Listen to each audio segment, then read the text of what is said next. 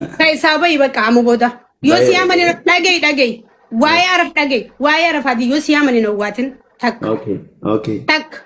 Kana barbadami. Yo kaisa sibusan insenin.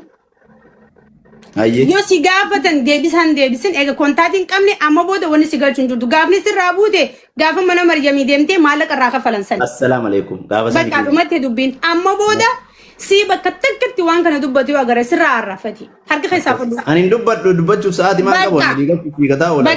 Sa'aatii eessa qabaadhee waa'ee kanaa sa'a waa'ee namaa kaasuu mititi. No jechuun amma booda dubbii kana ati keessaa harka fudhadhu bakka dhumatti dubbii ilaalamma. Assalamu alaikum. Walii galle. Namni gaafachuu qaban amma isuma qofa nuti namni dubbisuu barbaannu nama tokko isii jennee anaannachuun kan maaliif isin ija qabdi gurra qabdi miila qabdi sammuu qabdi if jijjiiruu danda'u isii qaba amma booda maqaa kanaan gastii nama takkaa seentee sin dubbatin laayifis banattee irraan dubbatin fatii bakkaadhaan sobbolumaati sirri hin dubbadhu baran dubbadhee dhumatti dubbiin Lumatte walii galle. Bakka walii gallee jira yeroo gaarii taatu biro. Nam takka gurran kamiin. Isi yoo nu dhageesse nu dhageewu.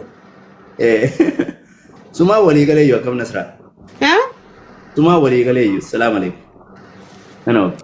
Bar bu'aatu hin jirre muka walii meerachuun maaliif barbaachiseedha? Zurri. Ayye naatateetta kalaas bakka kanatti naatateetta akkasii hubatu. Moo jaalalabaatu moo koi booda nasraa addanu muri akkan jenne. Moo jaalalli wayii sin jidduu jiraatee akka walillee akkamii walitti deebinaa isa keessa jirti? An jaalallee qaba beeti caamu maal taate jaalallee bareedduu wayii qaba buskutii wayii. Saniif bakka dhimma. Obboleetti tiyya jedhee timbira dhaabadhe arafaa taadhallee obboleetti batiyya sii galee. Malee waa'ee yoo waan biraa wal jaalachuu maali just hin jiru wanni akkasii akkas fa'aa haasaanii fuudhama waan lafaa fuudhaa isa. Oromoo dhaggeeffadhaa laala ammalaa waan fatiin juukaa dhaggeeffadhaa hundi keessan fatii arafaatii wal dubbistaati. Waliin dubbisu ani. Baatii meeqee waliin dubbisin? Ani ergasii mana Maryamii baatee dubbisee hin beeku. Qara maal haga mana Maryamii jirtu mas'uulli ana waan isiin taate na gaafadhu anatti himi jedhaanii ture isin illee ana himaa turte.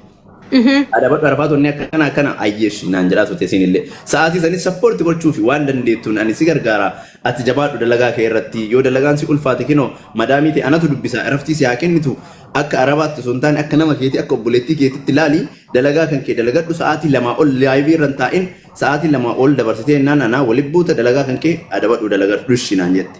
Anillee arfaatitti eenyu bada Maryamitti wanni akkana rakkoo yoo qabaatte yoo rakkoon isii jiraate anatti Ana turra masol obboleettiti. Okay naan jettee haala san. Angaafni anaaf isin gargar baane gaafa gadi boottee akkana na godhan akkana jettee Maryamiin xiqqeestee anas xiqqeestee baate gaafa san salaam alaikum waliin jedhe. Baatii meeqa chiyas? Maadri baatii 4-3-5 akkas. Hanga kana kontaatiin qabdan jechuu. Hin qabnu. An kontaaktii har'aa miti sii galee.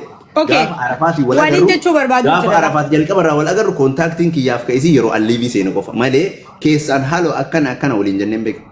Obsi bakka laal Oromoo waan kana beekuu qabdanii beeytanii amma fakkeenyaaf bakka hedduutti walitti hirkistanii irraa dubbattan. So kanaaf arafaatii fi fatiin wanni amma jidduu jiru sin jirtu yeroo dubbattan dubbii akeekaan dubbadha yaadaanii miti adda baasaa dubbadha galatoomii fatii amma booda yoo gastii siyaamanii dhaqinne maarafaatiif. Yoo laayifii banattee hin dubbatin kanaafuu amma booda siifiisiin obbolummaa kabajaa kalee tola olteefi sin jidduu jira waan ta'eef ati keessaa bahi arafaat dhimma kee miidiyaa irraa gabbuusi biyya jirtutti waliigalii jijjiiruu yaali. An ajandaa kana keessaa gaafni bahee gaafasanis hin jedhee bargabaabseetu waan dhumattee obboleettittis ka bira dhaabachuu fedhe hanga danda'u kan bira dhaabadhes biyya sanii baasee isii bakka dalagaa naquudhaan dirqamni kiyyaa fi wanni sammuun kiyya iraftii gaafa na argate gaafa arafaat Itoophiyaa dhuftee dalagaa isii bira eegaltee damoozni isii kafalamuu fi eegale wallaahi nagaa argadhe keessi kiyya sii gale gaafa san sammuu kiyya waan himee alhamdulillah wanni ani yaade naata saakka'ee jedhe gaafa akkasuma isii gattee bira kutte san ani waa'een mucayyoo kana asirratti naga'ee jedhe sii galee wanti kiyya wannaan sanni lamaan wanni ani itti gammade bakka yaade sanii jireenya isiin kaleessa keessa jirtu sanii baasii mucayyoo kana biraan ga'ee damoossanyaa goosisee haala saniin dalagaa isiin laa kabajamtu eegalchiisuun anaaf gammachuu ture gaafa isiin lakki irrii jettee baate san irraa immoo garaan kiyyallee yookaan ifi hanga gargaaruus ta'iiti hanga wanniititti gaafni ani irraa fa'i mucayyoo tana gaafa san akkan Okay, dhumatti amma dubbiin amma ani dhugaa dubbachuudhaaf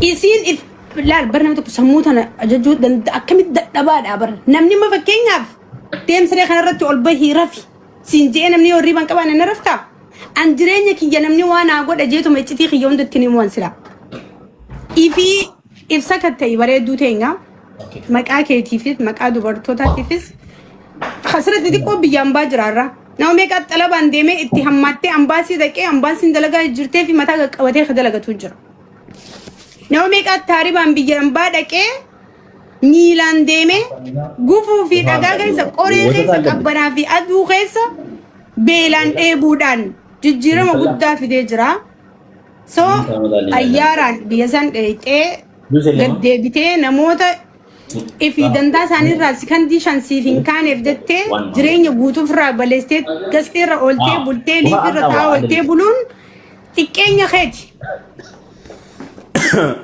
Too kanaaf miidiyaa irraa gabbuu isin jechuu barbaadanii ati bakka dhumatti fatii sitti haa tolu biroo. Ayyee nabsee. Ayyee galatoon biraazar. Ishi kanasra. Ciao ishi.